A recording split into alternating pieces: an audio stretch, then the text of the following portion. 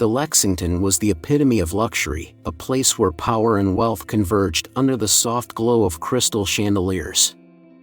Every detail, from the polished marble floors to the perfectly aligned silverware, reflected perfection. For David Sinclair, this restaurant wasn't just another high-end dining establishment, it was his empire, a symbol of his relentless pursuit of excellence. That night, David sat at the head of a long mahogany table, surrounded by family and business associates. Dressed in a tailored navy blue suit, he exuded the quiet confidence of a man who had spent decades shaping the industry to his will. A glass of Bordeaux rested in his hand, its deep red hue shimmering under the dim lights. The occasion was celebratory. He had just secured a multi-million-dollar deal that would solidify his dominance in the high-end restaurant business. As the guests raised their glasses for a toast, Hannah Kensington, a waitress who had only worked at the Lexington for a few months, moved discreetly around the room. She wasn't just serving drinks, she was watching. And that's when she saw it. A waiter, one she didn't recognize, subtly switched David's glass with another identical one. It was a small movement, barely noticeable, but Hannah's sharp eyes caught it. Something about the liquid inside was off, just a faint change in color, almost imperceptible, but enough to send a chill down her spine. Her heart pounded as she hesitated. Could she be mistaken? Was she about to make a scene over nothing? But then she saw the waiter disappear just as quickly as he had come. There was no time to think. With a deep breath, Hannah lunged forward, deliberately tripping over her own feet. The world seemed to slow as she crashed into David, sending the glass flying from his grip. The deep red wine splattered across his suit, resembling fresh blood under the golden light. Gasps filled the restaurant, whispers of shock rippling through the room. David pushed back his chair, his sharp blue eyes narrowing in fury. He wiped his hands with deliberate slowness, his entire body radiating controlled anger. "What the hell do you think you're doing?" His voice was dangerously low, the kind that could make grown men tremble. Hannah scrambled to her feet, her pulse hammering. "Mr. Sinclair," she whispered urgently, leaning in close enough that only he could hear. "I'm sorry, but I had to do it. Your wine was poisoned." For the briefest moment, David didn't move. He stared at her, his expression unreadable. Then, something in his demeanor shifted, his body tensed, his gaze darkened. He wasn't a man who believed in coincidences. "You're lying," he said, but his voice lacked its usual certainty. Hannah shook her head. "I saw someone switch your glass. I don't know who he is, but..." Before she could finish, chaos erupted at the far end of the restaurant. The security team had detained a waiter, the same man Hannah had seen moments ago. His hands trembled as he met David's gaze. Then, without warning, he bolted, pushing past the guards and sprinting toward the kitchen. David didn't hesitate. "Get him!" he roared. The once elegant dining hall descended into panic. Guests whispered, some frozen in shock, others craning their necks to see what was happening. David's family stiffened at the table, their expressions a mixture of horror and disbelief. One of David's security guards returned minutes later, breathless. "The suspect escaped through the back entrance," he reported. "We have his face on camera and are already running it through our system." David exhaled slowly, his jaw tightening. He hated loose ends. He turned to his assistant, Lucas. "Find out who that waiter was. I want his full name, where he came from, and how the hell he got into my restaurant." Lucas nodded, already dialing numbers. Meanwhile, a staff member cautiously approached with the shattered wine glass, now carefully placed on a tray. "Should we send this for analysis, sir?" David barely glanced at it. "Do it. Now." Lucas returned, his expression grim. We've got a problem. That waiter, his name isn't on our employee records. He wasn't on tonight's shift.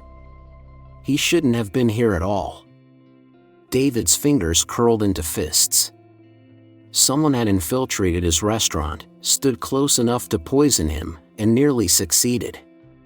His gaze flickered back to Hannah, the woman who had just thrown herself into chaos to stop it.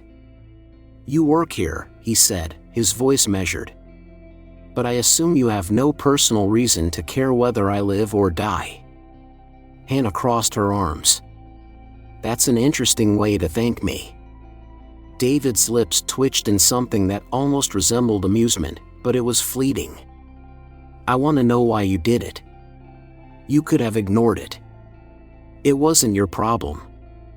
Hannah hesitated. Then, her voice was steady. "Because I don't think anyone deserves to die that way." She shifted slightly, her posture tense. "And because I've seen people in power get taken down without even realizing it was coming." David studied her. There was something in her tone, something personal. He tucked that thought away for later. Right now, there was only one thing on his mind. Someone had just tried to kill him. And whoever they were, they had just made the worst mistake of their lives. David Sinclair had built an empire on control, meticulous, unshakable control. But that night at the Lexington had changed everything. Someone had walked into his restaurant, stood within feet of him, and nearly succeeded in poisoning him. That was an attack not just on his life, but on his authority. Now, standing in his private office, he stared at the glass of poison wine sitting in a sealed evidence bag on his desk. It was a stark reminder that no matter how much power he had, someone had found a way to reach him. That was unacceptable. Lucas stood across from him, phone in hand, his expression grim. The test results just came back. The poison wasn't something you could buy on the street. It's a synthetic neurotoxin, odorless, tasteless, undetectable unless you're specifically looking for it. David's jaw tightened. That means a professional. Carter, his head of security, nodded. "Yes, sir. This wasn't an amateur job. Whoever planned this had access to the right people and the right resources." David turned to Hannah Kensington, the waitress who had saved his life. She had remained silent since they left the restaurant, her arms crossed as if trying to distance herself from the situation. But she couldn't. She was in this now, whether she wanted to be or not. "You saw him switch my glass," David said, his voice measured. "Why didn't you go to security?" Hannah lifted her chin. "I didn't have time. By the time I explained, you would have already taken a sip." He hated that she was right. More than that, he hated that he hadn't seen it coming. Lucas checked his phone and exhaled sharply. "We have another problem." David narrowed his eyes. "Go on." The security footage from the Lexington was wiped clean. Silence thickened in the room. David's fingers tapped against the desk, his patience razor thin. "Wiped?" Lucas nodded. Someone on the inside erased it the moment the suspect ran. David inhaled slowly. This wasn't just an attack, it was an infiltration. Someone had walked into his world, tampered with his security, and nearly killed him. That meant one thing. "There's a mole," he said coldly. Carter's stance stiffened. "I'll start vetting the entire staff again. No one gets a pass." David turned back to Hannah. "You've worked at the Lexington for a few months. Have you ever seen that waiter before?" She hesitated, then shook her head. "No. But something about him felt off. He avoided eye contact. He moved differently, like he was always watching." David's mind clicked into place. "Military?" Carter nodded. "Possibly. Or at least someone with professional combat training. David clenched his fists. If the man who tried to kill him wasn't just a hired thug but someone trained, that meant whoever was behind this wasn't reckless. They were calculated. Lucas' phone buzzed again. He checked it, his expression darkening. Michael Reed, the head of security at the Lexington, he authorized an unregistered contractor payment last week. The name tied to the payment doesn't exist. David's patience snapped. Where is he? Lucas hesitated. That's the thing. He hasn't been seen since this morning. No calls. No activity. It's like he disappeared. David exhaled sharply. That confirmed it. Michael Reed hadn't just looked the other way, he was part of this. And now, someone had made sure he wouldn't talk. Then, as if on cue, Carter's phone buzzed. He answered, listening for a few seconds before his jaw tightened. "We have a problem," he muttered. David didn't ask, he simply waited. One of our restaurant managers, Roger Mills, just disappeared. He left after closing up but never made it home. His phone's off. His car is still in the parking garage. David's blood ran cold. First, an attempt on his life. Then, a wiped security system. Now, people were vanishing. This wasn't just an assassination attempt anymore. This was a war.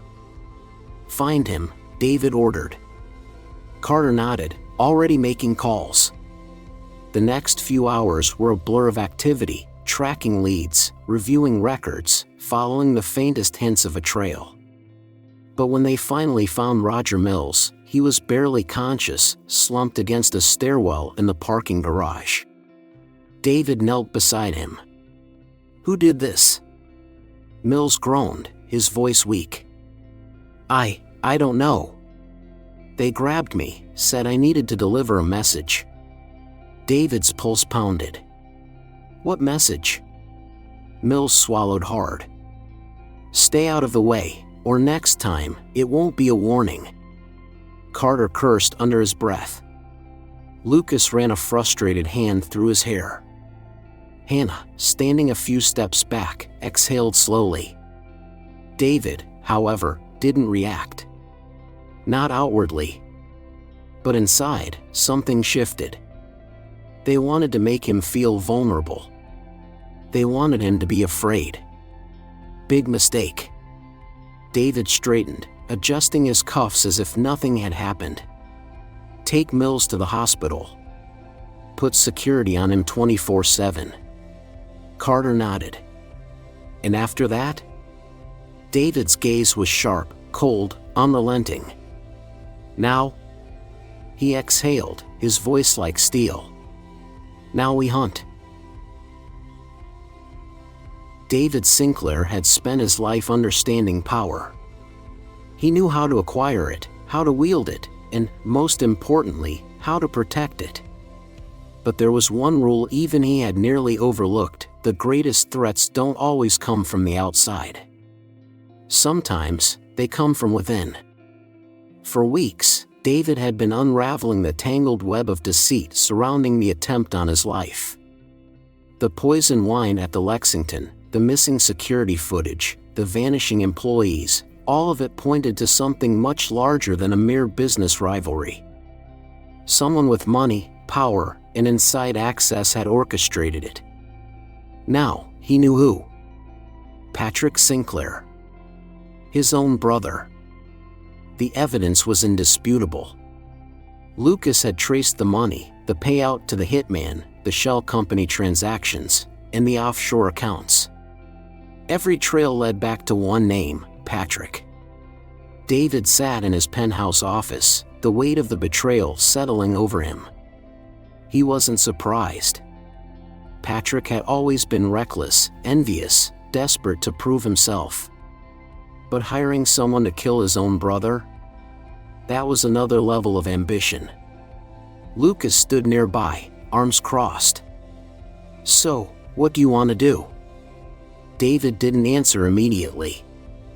Instead, he took a slow sip of whiskey, letting the burn sharpen his focus. "Where is he now?" Lucas exhaled. "His penthouse." Acting like nothing happened. David smirked, though there was no humor in it. Of course he was. He stood, adjusting his cufflinks. "Let's pay him a visit." The drive to Patrick's residence was silent. Carter sat in the passenger seat, watching the road, while Lucas checked security feeds on his phone. David didn't need an army to confront Patrick. He only needed the truth. When they arrived, the doorman hesitated but didn't dare stop them. Everyone in this city knew David Sinclair wasn't a man you kept waiting. Patrick was lounging on his leather couch, a glass of bourbon in hand, his smirk lazy. "To what do I owe the pleasure, big brother?" David didn't waste words. He walked across the room in 2 strides, grabbed Patrick by the collar, and slammed him against the marble wall. The glass fell from Patrick's hand, shattering on the floor. His brother gasped. "What the hell, David?" David's voice was quiet, too quiet. "You tried to have me killed." Patrick let out a forced chuckle. "I have no idea what you're talking about." David tightened his grip. "Don't lie to me." He leaned in, his breath steady. "I know about Mercer. I know about the offshore accounts. You really thought I wouldn't figure it out?" Patrick's smirk faltered for a split second before returning. "You always think you're the smartest guy in the room, don't you?" David didn't blink. "No. I just know when I'm playing against amateurs." For a long moment, Patrick said nothing. Then, slowly, his lips curled into a bitter smile. "You're right," he admitted. "I did it." David didn't react, didn't flinch. He had expected this moment, but hearing the words still stirred something in him. Patrick laughed, though there was no joy in it. "You have no idea how long I've waited for this. Watching you sit on your damn throne while I got the scraps. I was supposed to be the one in charge." David studied him carefully. "And you thought hiring a hitman was the answer?" Patrick shrugged. "It almost worked." David chuckled softly, shaking his head. "No, Patrick. It never worked. And you just made the biggest mistake of your life." Patrick's expression flickered with something uncertain. For the first time, David saw it. Doubt. He wasn't acting alone. David released his brother, stepping back. "Who put you up to this?" Patrick scoffed. "I don't need anyone to tell me how to take you down." David studied him. "No, but you needed someone to fund it. You needed someone to clean up the mess when it failed." Patrick's silence spoke volumes. David turned to Lucas. "Pull up the last transactions before the payment to Mercer." Lucas nodded, tapping his phone.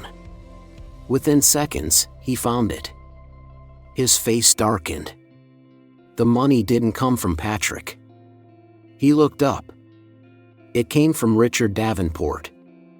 David exhaled slowly. Of course it did. Richard Davenport had always been a thorn in his side, a rival who envied David's control over the industry. But he had never been bold enough to challenge him outright. Until now.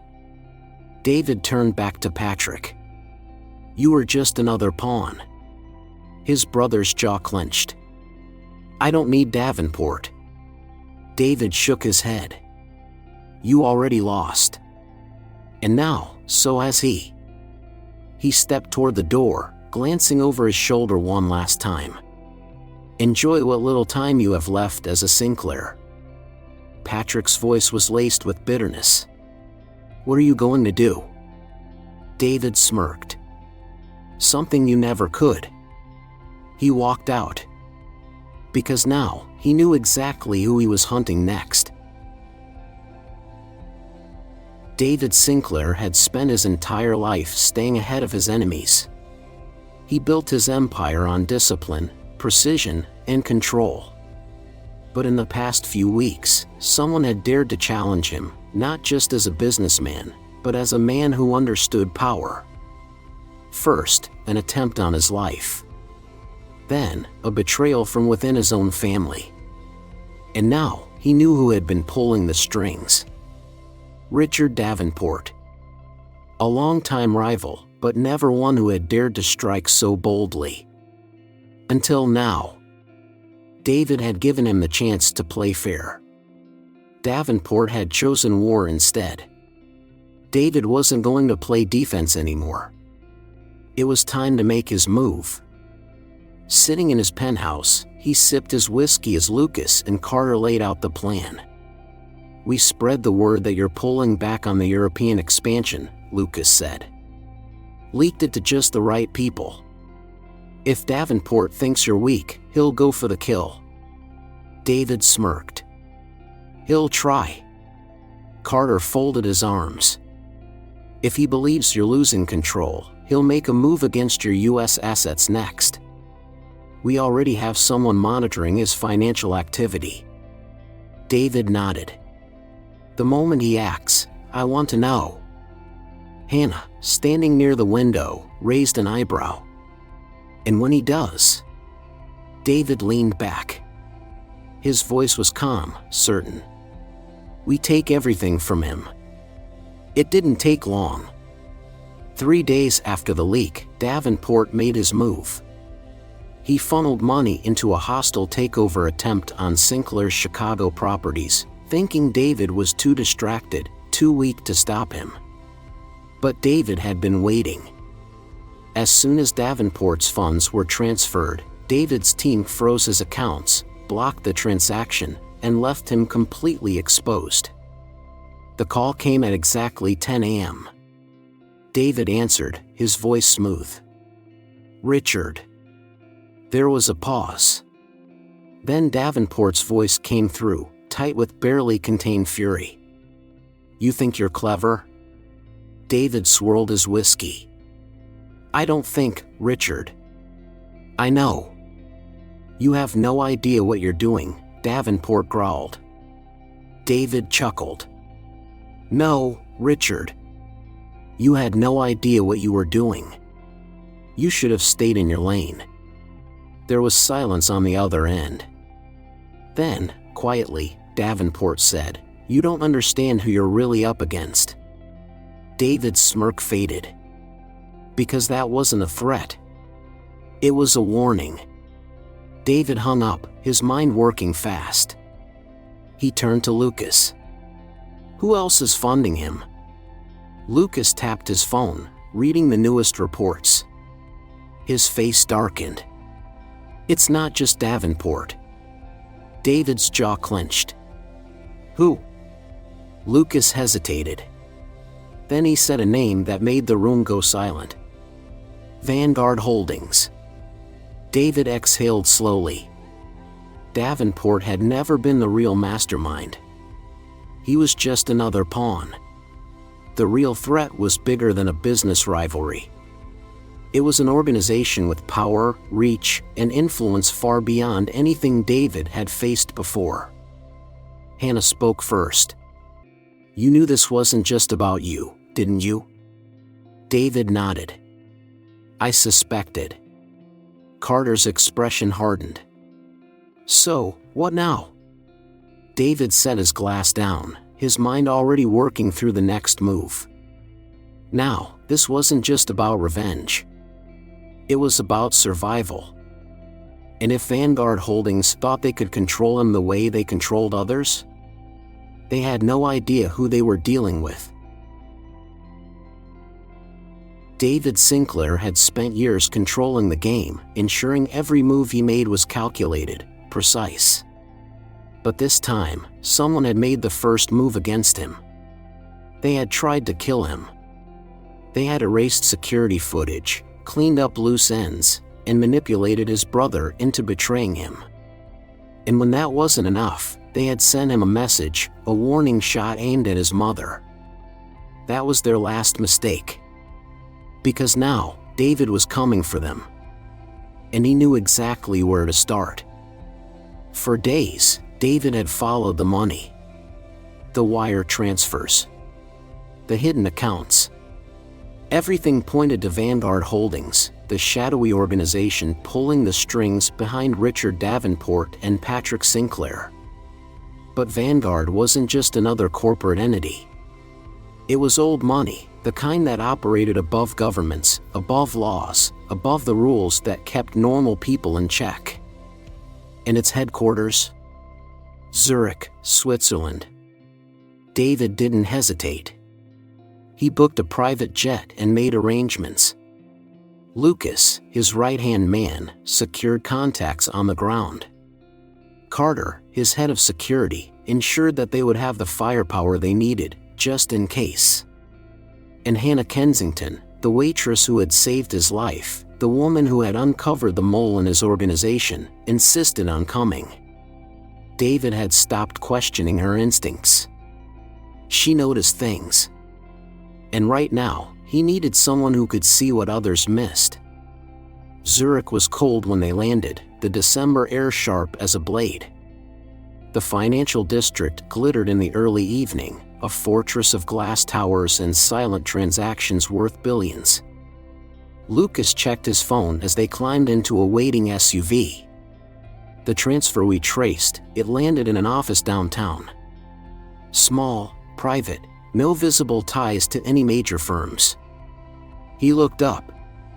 But it's owned by a shell company under Vanguard Holdings. David smirked. Then let's knock on their door. Hannah, sitting beside him, frowned. You think they're just going to let you walk in? David's voice was cold. No.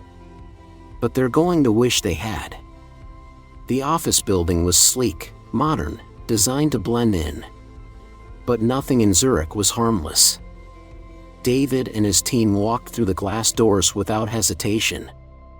A receptionist looked up, startled, but before she could speak, David cut her off.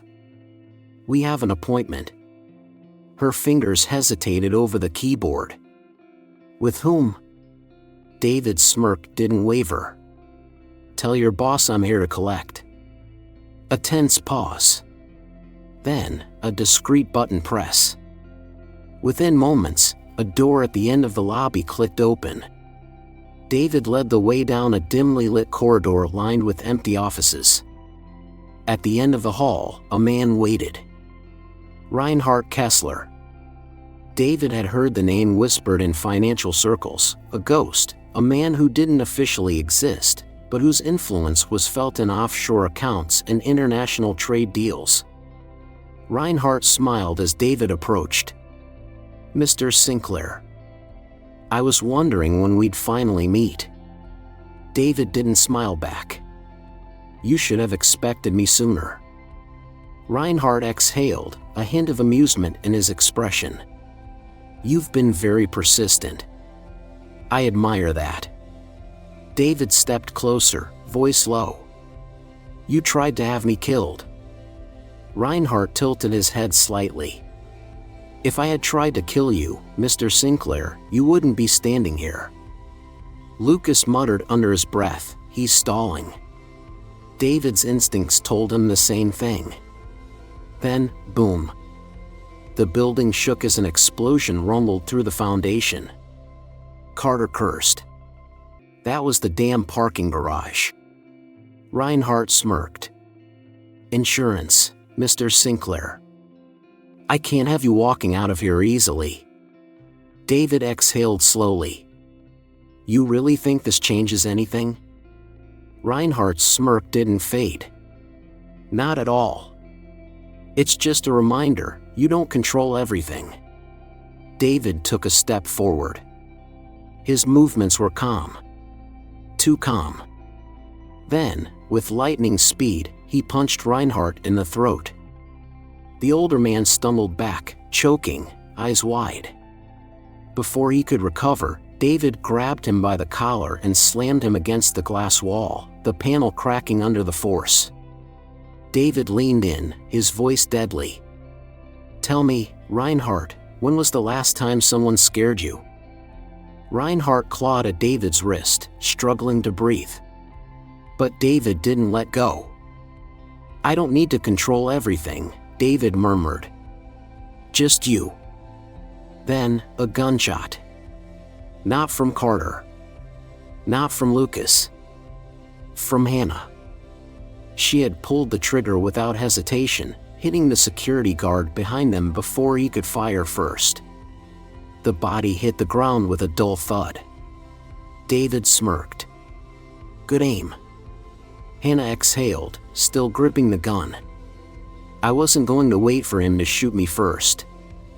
David turned back to Reinhardt, who was finally regaining his breath, his arrogant mask slipping. "Now," David said, his voice chillingly calm. "Let's talk about how this ends." The war had just begun. Zurich wasn't the endgame. It was just the beginning. Because Vanguard Holdings wasn't just backing Patrick Sinclair or Richard Davenport. They had a bigger plan, one that David still didn't fully understand. But he would. And when he did, he would burn them to the ground. David Sinclair had spent his life mastering control. Every deal, every decision, every calculated risk had been made to ensure that no one, not his competitors, not his enemies, could ever touch him. But Vanguard Holdings had changed the game. They had infiltrated his empire. They had turned his own brother against him. They had nearly succeeded in killing him. And now, after his confrontation with Reinhard Kessler in Zurich, David finally knew the truth. Vanguard wasn't just backing his enemies, they were orchestrating something much bigger. Something that reached beyond him, beyond his business. And they weren't done yet. But neither was he. David returned to the United States under the cover of darkness. He didn't take his private jet, it was too predictable. Instead, he arrived on a flight registered under a false name, slipping through customs without drawing attention. By the time he walked into his penthouse, Lucas and Carter were already waiting. "We found something," Lucas said, tossing a file onto the table. David flipped it open. Inside were transaction records, encrypted communications, and a name he recognized immediately. Jonathan Mercer. The real mastermind. David's stomach tightened. Mercer wasn't just a businessman, he was a strategist, a financial ghost who operated from the shadows. He had used Richard Davenport as a pawn, manipulated Patrick into making the first move, and when those failed, he had orchestrated the attack on David's mother. Now, David had a choice. He could wait, gather more information, play the long game. Or he could end it. Jonathan Mercer was a man who hid behind power. His estate, an isolated, heavily secured mansion in upstate New York, was proof of that. David didn't bother with subtlety. He arrived at the gates with Carter and a team of his best men. Security guards moved to intercept, but David didn't stop. A well-placed bribe had already taken care of them. The front doors weren't locked for long. Inside, Mercer was waiting. He didn't look surprised. "David," he said, swirling a glass of brandy. "I was wondering when you'd show up." David didn't speak. He walked forward, grabbed Mercer by the collar, and slammed him against the marble fireplace. The glass shattered against the floor. "You made a mistake," David said, his voice calm, too calm. Mercer laughed, but there was fear behind his eyes. "If you kill me, there will be consequences." David leaned in. "I'm not going to kill you." Mercer's smirk faltered. David continued, his voice deadly. "I'm going to take everything from you. Your money. your power, your name. And when I'm done, you'll be nothing." And just like that, the game was over. David Sinclair's journey is more than a tale of wealth, betrayal, and revenge. It's a lesson in resilience, control, and the cost of power. Throughout his life, David believed he was untouchable, yet he learned that no amount of success can fully protect against deception. His enemies weren't just outsiders, they were people he once trusted. This story serves as a reminder that strength isn't about never being attacked, it's about how we respond. In life, we all face betrayals, setbacks, and moments where control seems to slip away. But like David, true resilience comes from adaptability and strategy, not just force. Instead of reacting with anger alone, he used intelligence, patience, and precision to reclaim his power. For those who have spent decades building something, a business, a family, a legacy, the real lesson is this: protecting what you've built isn't just about strength, it's about knowing when to fight and when to outthink your opponents. And most importantly, it's about recognizing that power, without wisdom, can easily be turned against you.